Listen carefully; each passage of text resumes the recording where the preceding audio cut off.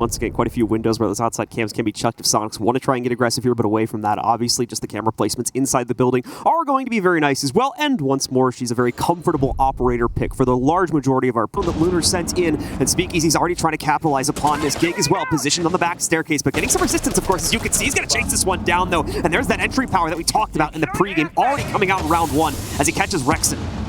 Going back to the UK here after this, I'll tell you that much. Nate comes through, Jordan finding Grixer for free.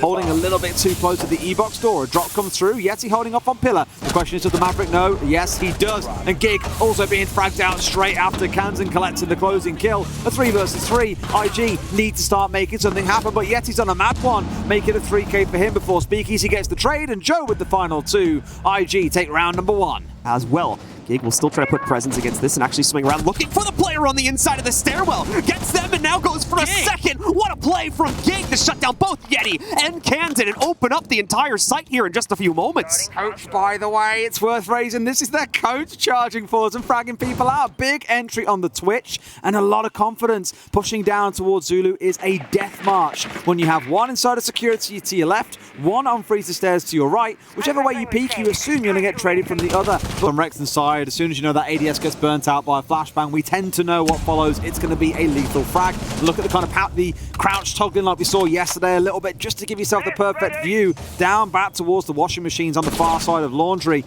Gig alone now, I believe, here pushing down through freezer, which means others need to rotate themselves away. Luna has come down to join, but time is not on the side of IG. They've got to make a play. Grixer with 2 big kills coming in. Joe and Jordan both drop, but not yet just out. Not that it matters. A great one tap onto Gig, and there's the shutdown they're looking for. Greg in the process of trying to get through that here. Obviously don't have to waste the extra 10 to 15 seconds or so to try and take down the wall, but we're also going to see Gig walk right into Rex and prevent a successful rotate from him. But Yeti as well finds a nice Nitro Cell pick to even the odds back out by eliminating Speakeasy. Another entry for Gig, by the way. This is going to keep on stacking up in this game if you're not too careful. 3 in a row. Yeah, I know, it's terrifying. Finds himself all the way through. Jordan almost being fragged out there on the window as he steps across, maybe being a little bit lazy there, not quite following the correct number of steps you need to go to try and get that window opened up, and hopefully folds back out onto the outside of Attic. And of course, someone watching on the kids' window definitely gave him fair reason to worry. Joe's looking to work his way in through the south here. Again, something a little bit different to worry about is that this wall inside of walk-in isn't fully reinforced. It's only the one side, which means someone like Super can very easily step out with a shotgun and give you fair challenge. So let's hope they're being very cautious about this, because drone work is going to be essential.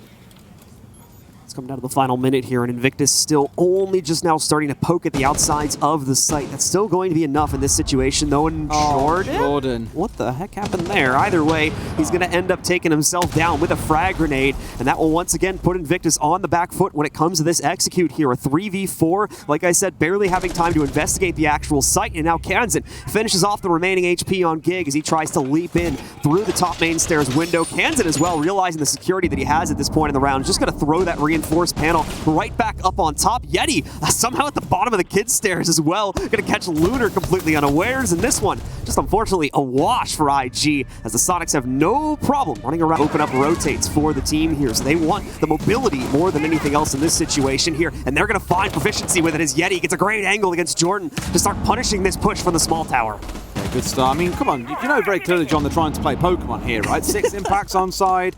Didn't save any of them for the other team, though. I mean, Parker and Hap are like obsessed. They're fighting over a gym or something on Pokemon Go at the minute. I'm not quite sure. They're doing a raid, like right outside our building. They are obsessed. It's concerning, but hey, Speakeasy finds one back. They've got a good drone sat here watching the spot being held on the 90th shower corridor. 3 ADSs and a shield stats up. Kansan unwilling to be moved easily here. It's going to take a lot of effort from the side of Invictus, and I imagine that will have to take the form of a gunfight. Gig looking to step in for a challenge, maybe onto Super inside of Dining. They dodge around each other for now, but look on the near side, finds him on a swing around, and Super, I guarantee it didn't even see him then. That was lightning quick. Speakeasy quickly picking up a second kill inside of the situation as well. Puts the Soniqs in a very delicate spot here, but Kansan with the aggressive swing, he's spotted though, so he's going to have to try and fall back, but he expends too much of his magazine. Speakeasy finds the opportunity to swing out himself, gets his 3rd kill on the round, and Rexon is now left alone.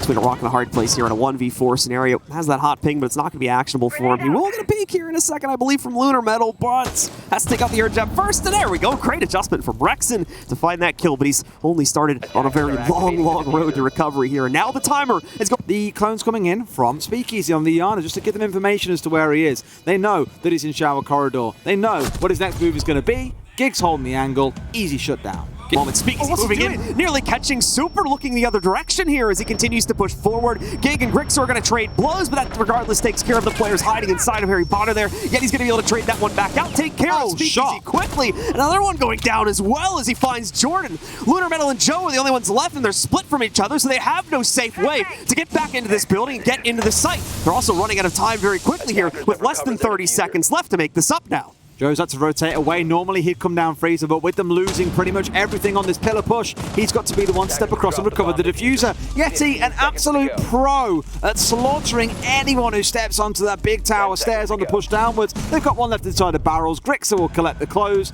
Another. That shield is placed on wood, the one that you see sat just off of concrete. They can clear that out. It makes it a little bit rougher in terms of the angles that they can play. Here comes Yeti on a flank on the Goyo, finds Gig for free. And he walking right down the kid stairs to be able to leverage that kill, and now going to head right back. One watching the rotate, one watching from kids into the attic here, one watching up and towards trophy doorway. It's all very good stuff, but the problem is then there's no one to play for trades, and that's why you're seeing 2, 3 untraded kills coming through. As I say, Kansan finds one back, finds 2 with some nasty little snapshots. It's him and Rexon coming up against Lunar and Jordan. Between them only have 1 kill. It's a lot of work for them to find some more. Jordan finding 1. They're stepping in looking for the plant here. One more on back. It's a 1 versus 1, and Kansan clutches out a 4K in the round. Gives heading closer to the stairs. Run down at least into Pillar here to make this drop a little more comfortable. Flash is coming out and in comes the double drop. They're looking towards Pillar, but Jordan finds 1. Super drop nice and early on, at least in this execute. 30 seconds still remain, so plenty of time to play with, but Soniqs already down the 1 man. Soniqs down a player here. It is going to be Super going out here. Ouch. Lose the hard breach, and yeah, you can see Yeti taking a lot of heat from the electrocution going on the wall. Speakeasy also with the FO12 to play this close angle with. This is an all-or-nothing angle where he is going to fight the entire round from here, not let a single member of the Soniqs in if he can help it. Jordan as well there, working the back line, is going to shut down 2 of these final players and secure another one for Invictus. Into becoming quite a mainstay for a number of teams. Yeah, especially with Thatcher still staying in the ban pool for quite often. She is a very easy way, if you can be sneaky with that drone, to get around those defenses and more directly deal with things like mute jammers, bandit batteries, and electric claws that oftentimes block off walls. Away from that, we obviously are going to see Invictus find the first kill in their favor. Rexon, unfortunately, faltering. So now it's trying to step their way through. You've just seen the ADS being eaten out, which means frags will surely follow. These members of IG got to be very, very careful about the pressure as it starts to mount. They don't know about the man to the right, or maybe they do. No, they definitely don't. Joe, with a 2K, turns it into a 3 in the round. And like that, Soniqs, it feels, have been shut out once again. Mark 14 doing some serious work there against the attic push. Super going to try to move in and contest here, but he's unfortunately struggled inside of this game with yet a kill so far inside of this matchup here. Kansan ends up getting dropped, meaning Super's going to be alone. He is not in any situation where he can get his teammate back up. It's way too much of a high pressure scenario here, and he will also fall quite quickly. It's a flawless round from IG. You know, I studied like every region when it first came out to see what they were doing. What is it? Surely. Okay, fine. Okay. I thought he was going to knife him for his... Brilliant. I mean, that would have been for style points for sure. But I remember watching a lot of like LATAM, for example. I used to cast the Nordics, so I knew what they were trying to do on this map. And minimum support the all-in push they're going to have to go for soon due to a lack of time. A lack of confidence in a way, but they pull the trigger, pushing their way in through split here and charging into the site. Plants going down. IG find 2 kills back. It's a 2 versus 4. Grixer and Super got to pull off what feels like the impossible. And surely here, the side of Invictus know that this plant has gone down inside a meeting, and they're going to have to fight for it back.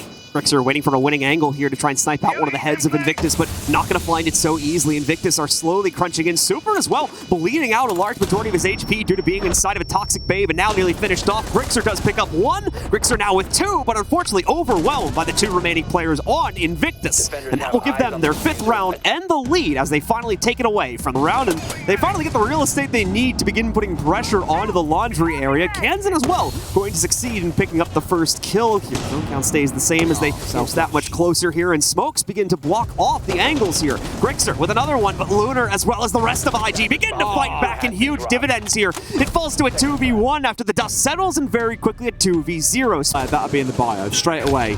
#1 NA team rated to go to SI, and what? Gig stepping in, instant trade out with Yeti. They exchange blows, both falling down by the wayside, and Grixer, the one who walks into a mass of bodies going, what the bloody Nora's happened here? Steps his way now up and towards Big Tower and looks to push his way in through attic. Fnatic, Kansan, Fine and Jordan. And it feels for the first time like Soniqs have got a meaningful advantage here in a 4 versus 3. But we've seen it crumble away incredibly quickly before, John.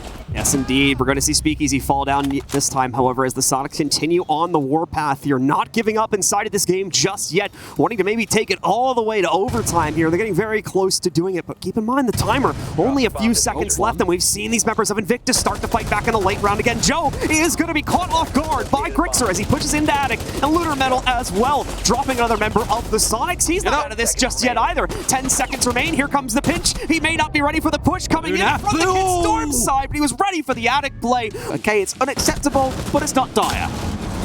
Going too far into a bad situation just as of yet here, but Lunar Metal going to put the early pressure onto Kansas. Spinning it back around though from the other side of the soft wall, taking Lunar right out of the play there as things very quickly equalize down to a 4v4. Oh, the wallbang as well. It's so tilting to die to the time to get slapped out the park by Speakeasy. They've literally picked him one after the other. He's had a time to get back, reload, put his feet up, have a cup of coffee, and then step back in for another fight. He's all but won the round for IG, and outside of an incredible clutch coming out from Rexon, this game should be done and dusted at a 7-5 scoreline. We've got 20 seconds on the clock. Diffuser packed into the side of Rexon's leg, looking to see what he can do, but I guarantee you that Diffuser is not going to go down. Rexon continuing to look for any option to try and get a vertical kill before he commits himself to this hatch, which, yeah, unfortunately will surely lead to his demise, as we see happen very quickly there. Invictus are going to be able to control this matchup at the end of the map here. It goes their way, 7-5 on the final round of regulation, despite the Soniqs trying to battle it back here.